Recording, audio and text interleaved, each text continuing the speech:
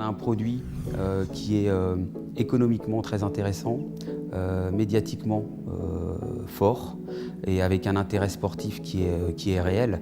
Après, c'est à nous aujourd'hui de trouver un business model voile qui soit un peu différent de ce qui a été fait jusqu'à maintenant et puis d'être innovant et visionnaire. Donc là, on a 10 années pour justement asseoir le multi-one design. Le mode 70 remplit pas mal en tout cas de nos attentes, à savoir effectivement d'une part l'éco-responsabilité, ça c'est très important, d'autre part effectivement également rester dans des coûts raisonnables, et puis il y a la performance comme je le disais, l'esprit d'équipe, ça c'est important que ce soit aussi des courses en équipage, l'ouverture au monde, ça aussi c'est important.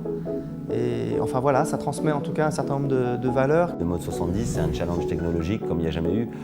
Rendre des supports comme ça, identiques du sol au plafond, quand ça fait 21 mètres de long, et que ça va être mis dans la main de coureurs qui sont de haut niveau, donc qui sont assez pointilleux sur tous les aspects techniques.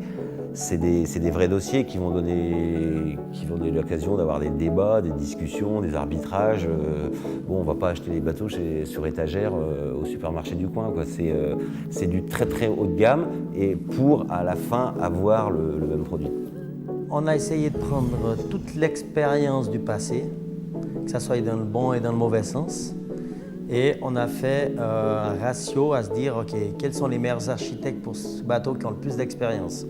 Alors c'était VPLP, Vincent Loriot-Prévost et Yvonne Peteghem, qui ont le plus d'expérience sur ce type de bateau. On a vu tous les problèmes qui ont cassé, on a dit OK, on ne veut surtout pas faire comme ça. On a vraiment mis la barre de la casse le plus bas possible.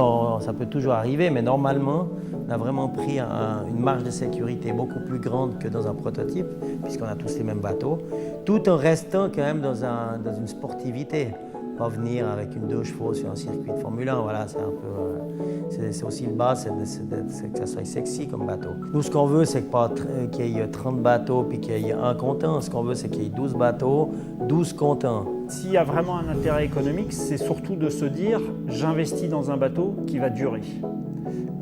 Qui ne va pas être un bateau Kleenex, parce qu'il est construit avec des critères de sécurité et de qualité de construction qui sont un peu plus élevés que ce qu'on ferait si c'était un prototype. On ne peut pas se permettre de vivre comme les clubs de foot. Donc voilà, il faut qu'on soit dans une vraie logique économique et la maîtrise des coûts à travers la monotypie, mais aussi à travers un circuit suivi et un ticket d'entrée et un ticket de sortie permet de garder cette cohésion économique.